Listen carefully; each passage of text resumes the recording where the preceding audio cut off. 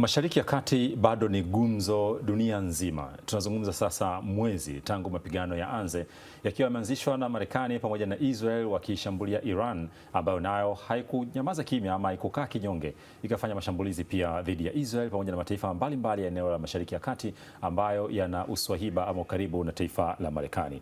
Matarajio ya wengi baada ya kushuhudia kipindi cha takriban mwezi vita vikiwa vinashuhudiwa, wengi wetu sasa dunia nzima mjadala umekuwa ni kutamani kuona kuna hali ya utulivu katika eneo la Mashariki ya Kati ili kuhakikisha kwamba dunia haibaki katika taharuki iliyopo hivi sasa.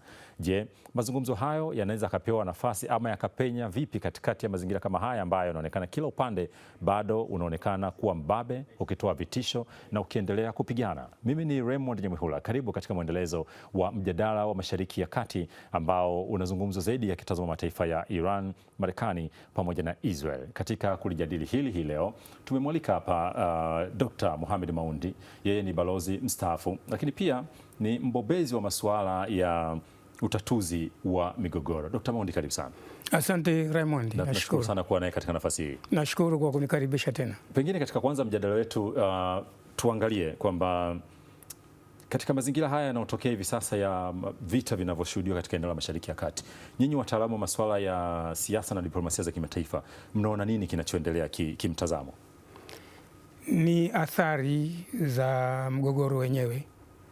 Kumbuka mgogoro huu unachukua nafasi katika eneo la Mashariki ya Kati. Sasa Mashariki ya Kati ni eneo la mkakati katika dunia. Ni eneo muhimu ambao mataifa yote duniani yana interest katika eneo hilo. Kwa maana kwamba sehemu kubwa sana ya nishati ya dunia inatoka katika eneo hilo.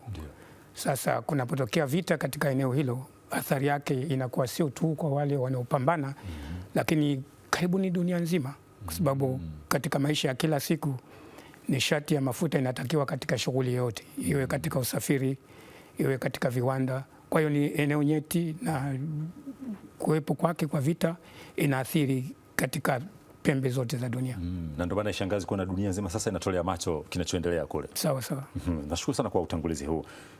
Wakati tunaenda kwenye mjadala wenyewe wa kuangalia dhana ya usuluhishi, hebu kwanza tuangalie taarifa hii ambayo imeandaliwa na Faraja Samo akizungumza na kutuonyesha namna ambavyo mazungumzo yanaanza kutajwa na baadhi ya pande zinazohusika na mzozo wenyewe katika kipindi ambacho bado mashambulizi hayaonekani kukoma. Baada ya taarifa hii tutakuja kwenye mjadala wa kuangalia usuluhishi na dhana nzima inavyoweza kutekelezeka.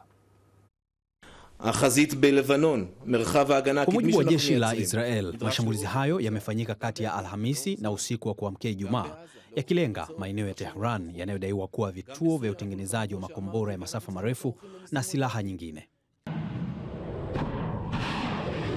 Jeshi hilo pia limesema ndege zake za kivita zimeshambulia vizindua makombora na maghala ya kuhifadhi makombora katika magharibi mwa Iran. Mashambulizi hayo ni sehemu ya operation kubwa inayolenga kudhoofisha uwezo wa kijeshi wa Iran katika vita vinavyoendelea katika eneo hilo.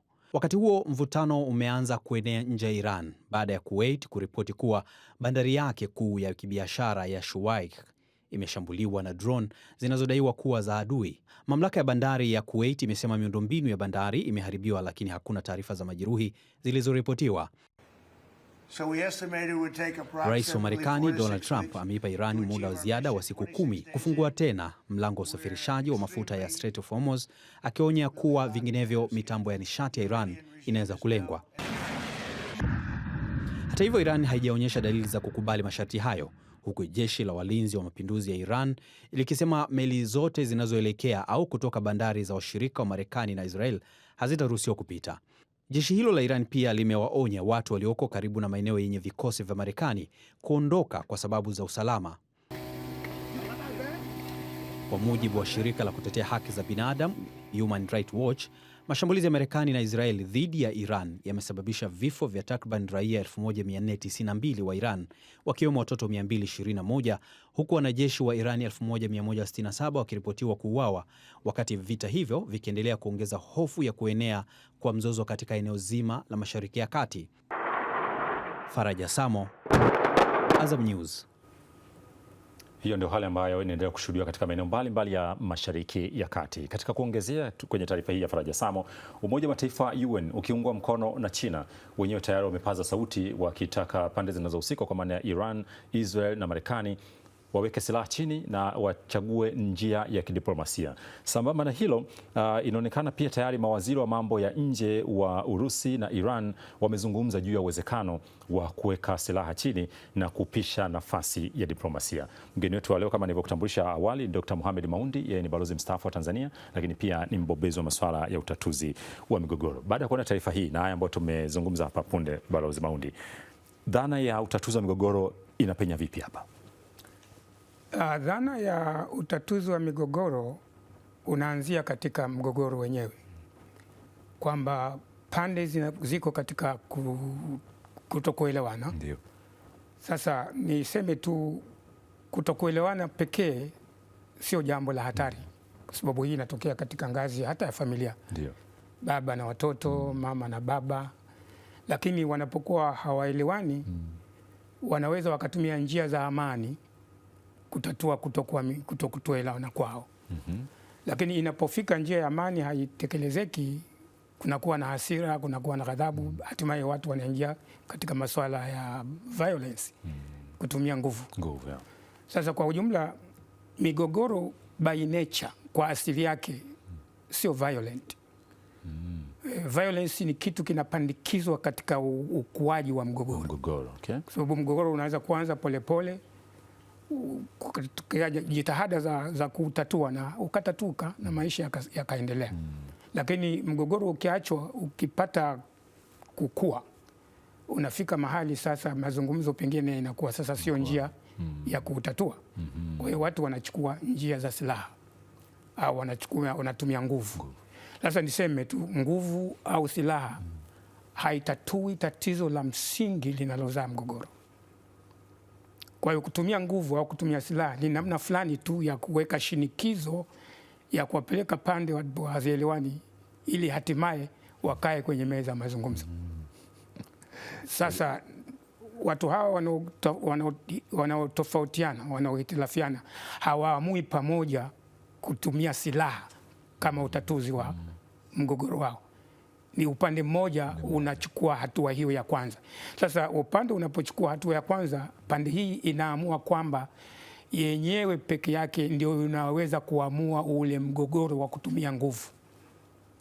Sasa dhana hiyo ni nini? Dhana hiyo ni kwamba yule anayetumia nguvu anafikiri kwamba hatimaye the final outcome ya ule mgogoro itakuwa ni ushindi kwa upande wake. Sasa hiyo ndio dhana yake inayomsukuma kuingia katika. Kwa hiyo kwa maneno mengine, inaingia katika kitu tunachoita competitive mode, kwamba anasema mimi peke yangu naweza kupambana nikamshinda huyu mwenzangu kwa nguvu, na huo ndio utakuwa ukomo wa mgogoro. Sasa haya ni dhana tu hiyo, lakini final outcome mara zingine haiwi hivyo. Yule ambaye unafikiri ni mnyonge unaweza ukamchapa mapema, ukampiga mapema akapigika, unaweza ukashangaa ukamkuta ana nguvu ya ajabu kabisa. Sasa badala ya kumshinda kwa haraka, ule mgogoro ukapata sura ya muda mrefu. Kama sasa tunazungumzia mwezi sasa. Sasa nasema ni kwamba pande zinapoingia katika mgogoro wa kutumia silaha, upande mmoja ndio unaamua kutumia njia hiyo. Kwa maneno mengine, unakuwa katika kitu tunakoita zero sum environment, kwamba yule anayechukua silaha anasema mimi ndio nitakaishinda. Kwa hiyo nikishinda ni kwamba anapata 100%, yeye ndio mshindi. Sasa hiyo ni competitive, inakuwa ni ushindani na ile kutunishana mabavu. Kutunishana mabavu. Sasa ukiingia katika kutumia silaha alafu unamchokoza mtu, unamkuta amekaa imara kabisa. Siku ya kwanza, siku ya pili, siku ya tatu, siku ya nne, baadaye unagundua kwamba kumbe nilipofikiria ningemshinda kwamba ukweli sio huo.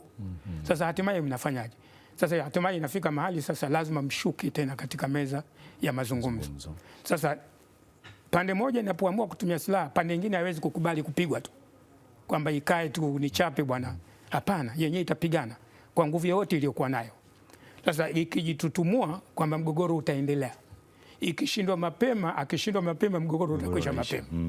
Umeelewa? Okay. Sasa kwa kuwa pande nyingine naye ikijisema mimi ninazo nguvu za kupambana na huyu, kwa hiyo mgogoro unachukua njura. Sasa hii katika mazingira tunayozungumzia, Wamarekani na Waisraeli walifikiri kwamba wangeweza kuwapiga Irani, pengine imezidi sana siku 3 siku 4. Ndio maana ile hatua yao ya kuua viongozi ilikuwa kubwa mno. Wakafikiri kwamba wakishafanya vile basi Iran itakuwa imekwisha, lakini haikuwa hivyo. Sasa imefika leo tarehe 28 mwezi wa 3, Wamarekani na Waisraeli wameivamia Iran tarehe 28 mwezi wa 2. Ni mwezi mzima sasa. Sasa kwa maneno mengine hali ni kuwa ni mbaya. Sasa niseme tu kitu gani sasa kinachofanya watu wanaopigana wamechukua silaha wanapigana waweze kurudi katika meza ya mazungumzo. Tunazungumzia kitu sasa, athari ya ile vita yenyewe au athari ya ile kutumia silaha. Ni lazima ifike mahali kila mmoja apate maumivu katika ile kupigana. Lazima kila mmoja aone kwamba nilifikiri hii ndio njia ya amani, lakini hii njia imenipa hasara. Sasa kurudi katika meza ya mazungumzo ni kwamba kila pande lazima ipate uchungu katika uwanja wa mapambano. Asiumie mmoja tu. Asiumie mmoja. Sasa ukitazama kwa uhalisia, huwezi kuniambia kwamba aliyeumia ni Irani. Ndio imepoteza viongozi wake wakubwa wengi, lakini umeona Wairani walivyoweza kuteketeza manuari za Kimarekani, ndege za Kimarekani, askari wa Kimarekani, kambi za Kimarekani, kwa sababu jirani wa Irani ndiko huko kambi za Marekani ziliwekwa. Ndio kama launching pad ya kurusha silaha zako ukawapige Irani. Lakini wamepigwa na hawa watu wengine ambao pengine wale walikuwa sio sehemu ya mgogoro, lakini watu wanasema adui wa rafiki yako, adui wa rafiki yako naye pia ni adui yako. Sasa wa Irani katika kupambana na Wamarekani na Waisraeli wamewapiga hata jirani zao, sababu ndio waliweka kambi za. Kwa hiyo nasema imefika mahali kila mmoja amepata uchungu. Wamarekani wamepata uchungu, Waisraeli wamepata uchungu, wa Irani wamepata uchungu na jirani zao wamepata uchungu. Kwa hiyo imefika wakati sasa swala la kukaa katika meza na kuzungumza linapewa kipaumbele. Kwa hiyo sasa huu ndio wakati mwafaka. Wakati wa mwafaka. Lakini sasa ukiangalia balozi, unaona kwamba pamoja na kwamba inaonekana kwamba huu ndio wakati mwafaka, Marekani anasema kwamba anazungumza na Iran, lakini mara kwa mara maafisa wa Iran akitoka mbele wanasema hao wanazungumza wenyewe, sisi hatuna mazungumzo nao. Hii inatengeneza mashaka na kutokuaminiana pengine? Inatuka katika masuala ya uhalisia wa mazingira ya mapambano haya, kwa sababu hii si mara ya kwanza wa Irani watakwenda katika meza ya mazungumzo na Wamarekani. Sio mara ya kwanza. Unakumbuka wakati wa Rais Barack Obama, nadhani yeye alikuwa ni rais wa 44 wa Marekani. Ndio kiongozi mmoja ambaye alifanikisha kuwaleta wa Irani katika meza ya mazungumzo, wa Marekani wakienda pamoja na wanachama wengine wa Baraza la Usalama la Umoja Mataifa, kwa maana ya mataifa wenye viti vya kudumu katika Umoja Mataifa ambao ni 5 pamoja na Ujerumani. Kwa hiyo ni 5+1. Wakaweza kuwashawishi wa Marekani kukaa na kuzungumza na Iran. Iran wakakubali na wakafanya mazungumzo, wakapata kitu kinachoitwa Iran Nuclear Deal. Yani inaitwa Joint Comprehensive Plan of Action. Imesainiwa ile mwaka 2015. Kwa hiyo Wairani wakakubali kupunguza uzalishaji wa uranium ambayo ndio inatumika kutengeneza mabomu ya nuclear. Na wakakubali kupunguza asilimia karibuni 98. Na wakawaachiwa asilimia 3 tu za kudevelop hiyo nuclear uwezo wao. Na wenyewe wanasema wanatumia hii kwa ajili ya sababu ya amani, kutengeneza umeme na vitu vingine vya namna hiyo. Kwa hiyo wakapata mwafaka na Wairani katika kupewa wamepata nini katika majadiliano yale, wakaachiwa mali zao ambazo zilikuwa frozen.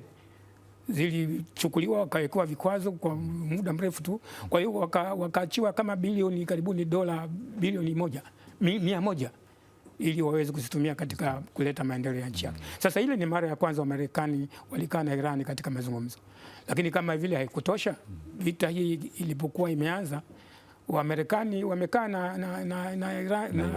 na Irani chini ya usimamizi wa Oman, wamefanya mazungumzo. Wakati wanakaribia kupata mwafaka, Waisraeli na Marekani wanavamia. Kwa hiyo nasema saa hizi wa Irani wakiwa na shaka wanakuwa hawaelewi ule undumila kweli. Pengine nitumie neno hilo, ingawa si zuri sana, lakini ndio ugeugeu ambao unaona kwamba tunaweza kwenda katika mazungumzo lakini hawa hawaaminiki. Kwa hiyo ndio maana wanaweka mashaka katika na hata wao mara kadhaa wamesikika wakisema kwamba tulikuwa kwenye mazungumzo tumeshambuliwa. Kwa hiyo imani yetu imekuwa ni haba. Dr. Mohamed Maundi, yeye ni balozi mstaafu wa Tanzania, lakini pia ni mbobezi wa masuala ya utatuzi wa migogoro. Tupo naye hapa tukiangalia kinachoendelea katika eneo la Mashariki ya Kati, wakati huu ambapo tayari inaonekana dhana ya mazungumzo na njia za kidiplomasia ikitamkwa na watu wengi, na ndicho tunachokiangalia. Je, katika mazingira kama haya dhana hii inafanyaje kazi? Mimi ni Raymond Nyamwihula, hii ni sehemu ya kwanza. Tukirejea tutakuwa na sehemu ya pili na ya mwisho ya kipindi hiki.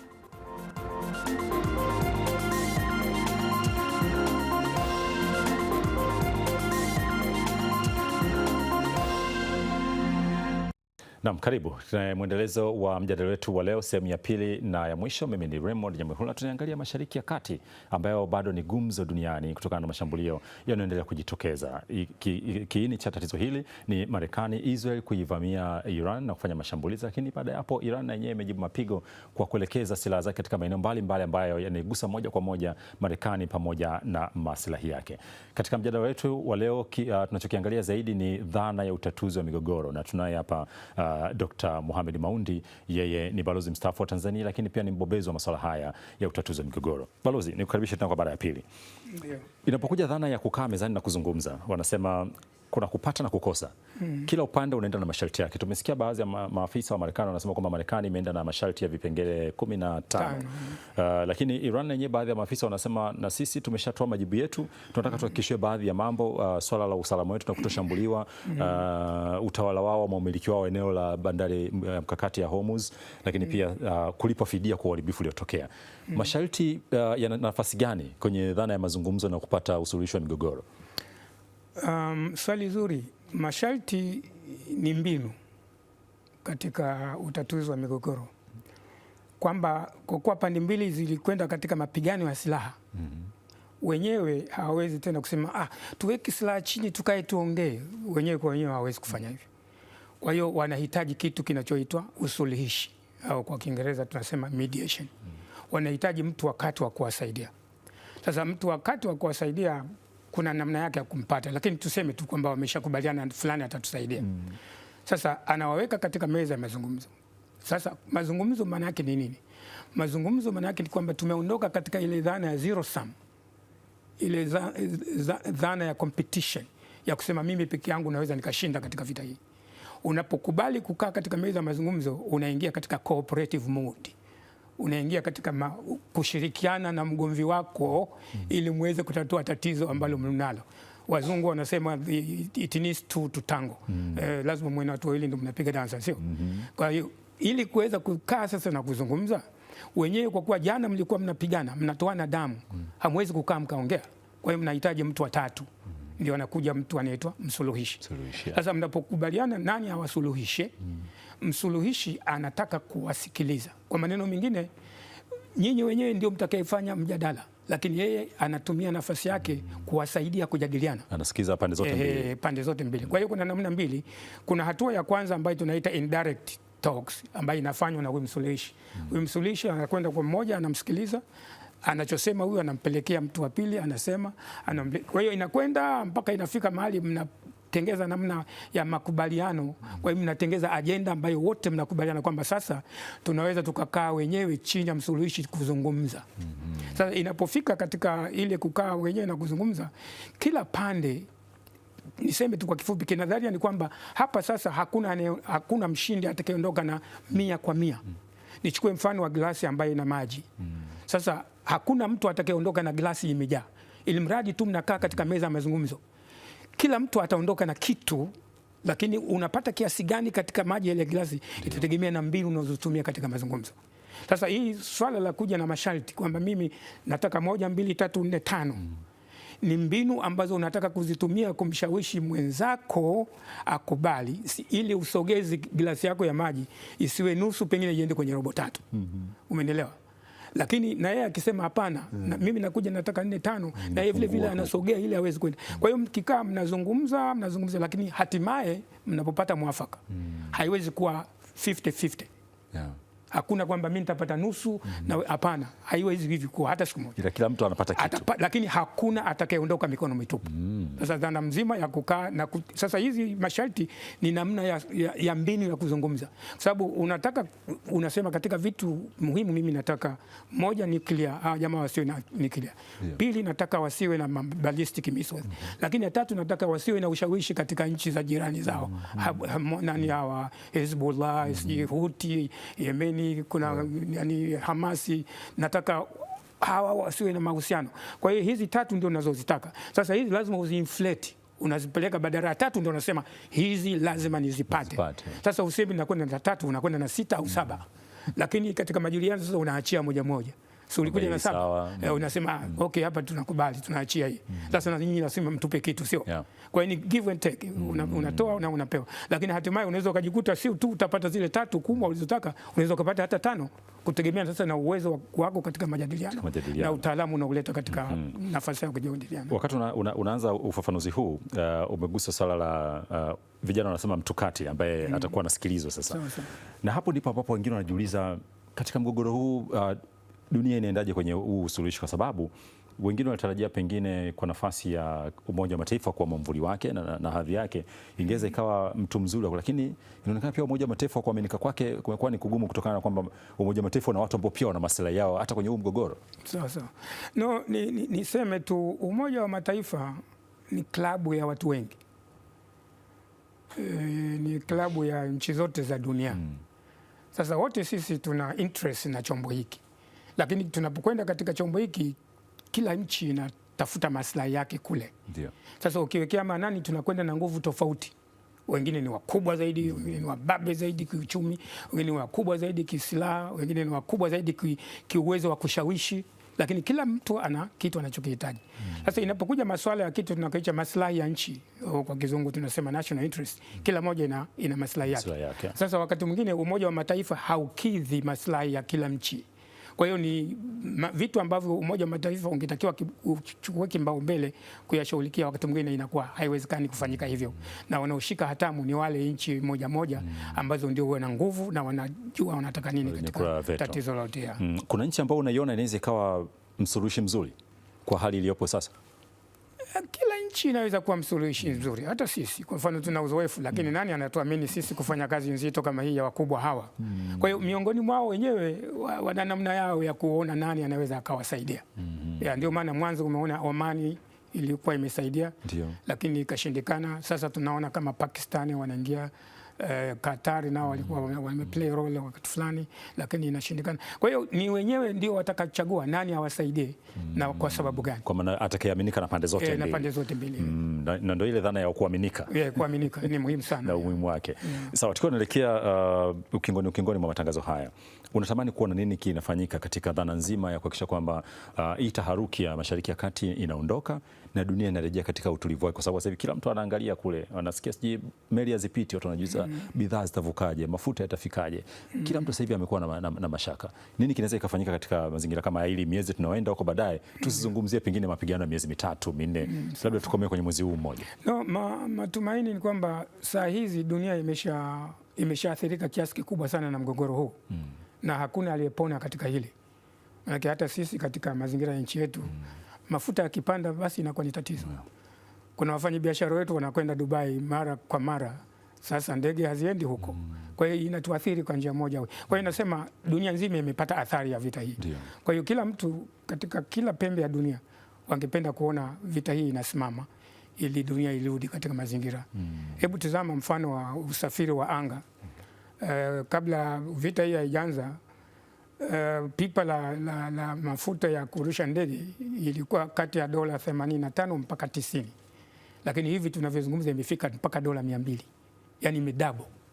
Sasa moja kwa moja kama ndio mazingira yako hapa, hata kupata tiketi ya kwenda Dubai gharama yake itakwenda juu. Lakini haishii tu hapo. Sisi wakulima, ili uweze kulima kilimo chako kistawi, unahitaji mbolea. Sasa mbolea hizo kwa mfano zinazozalisha kutoka China na sehemu zingine zinatokana na mafuta ya petroli, ndio unazalisha mbolea. Sasa zote hizi zinapita katika mlango wa Hormuz. Sasa mlango wa Hormuz ukifungwa, ina maana mbolea hazipiti, mafuta. Kwa hiyo nasema kila mtu anaathirika. Kwa hiyo matamanio yangu mimi tu, lakini ni matamanio ya kila mtu katika dunia, kuona vita hii inakwisha mapema ili amani irudi katika hali za kawaida na dunia iendelee katika mazingira yale ambayo yalikuwepo kabla vita hii. Na hizo dalili zinaonekana za vita kuisha? Itaisha, kwa sababu tunadili na mtu hapa ambaye kiongozi wa Marekani ambaye ana sura nyingi, anabadilika. Ana sura nyingi, lakini moja katika sura zake muhimu, kama jamaa anajisifia kwamba yeye ni mkataji wa dili, ni mtu wa mipango, ni mfanye biashara. Sasa yeye anataka hivi vita naye pia viishi. Kile alichokitarajia hakikuwa.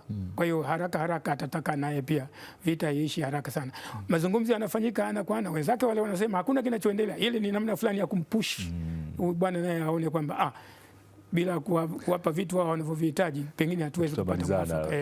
Kwa hiyo ni kila mtu anatarajia kwamba kitu kizuri kitatokea katika mazungumzo. Alikuwa anataka tuzo ya Nobel huyu bwana. Huenda ataipata mbele, bado ana miaka 4 mbele katika urais wake. Ili inatoka kila mwaka, sio? Kwa hiyo kama amekosa mwaka huu, who knows, akimaliza hii mapema ikaenda vizuri na akiacha kupiga watu jirani na nini, miaka 3 ijayo huenda kapata. Nikushukuru sana kwa nafasi yako, nikushukuru kwa darasa hili, kwa sababu leo ilikuwa ni darasa zaidi la utatuzi wa migogoro. Asante sana kwa nafasi hii, na naamini bado tuna nafasi ya kuyajadili zaidi, kwa sababu mgogoro wenyewe unaonekana bado unaendelea, ingawa matamanio wengi ni kuona kwamba unaisha. Nikushukuru sana. Mimi nakushukuru pia. Asante sana. Dr. Mohamed Maoundi, yeye ni balozi mstaafu wa Tanzania, lakini tumemleta hapa kwa sababu yeye ni mbobezi wa masuala ya utatuzi wa migogoro, tukiangalia Mashariki ya Kati ambayo ilianza kwa kutaja nchi 3, Marekani, Israel na Iran, lakini sasa unaongelea karibu nchi zote za Mashariki ya Kati, kwa sababu Iran katika kujitutumua kwake na kujitetea baada ya kushambuliwa, yeye pia amezilenga nchi mbalimbali ambazo zina uswahiba na Marekani, hususan maeneo ambayo kuna kambi za kijeshi za taifa hilo. Mimi ni Raymond Nyamwihula, asante sana kwa kuendelea kuwa nasi katika mwendelezo wa mjadala huu wa eneo la Mashariki ya Kati. Bila shaka utatuzi utapatikana, kwa sababu sasa pande zote zinazungumzia swala la kukaa mezani na kufanya mazungumzo. Tukutane wakati mwingine kwenye mjadala mwingine wa siasa na diplomasia za kimataifa hapa UTV.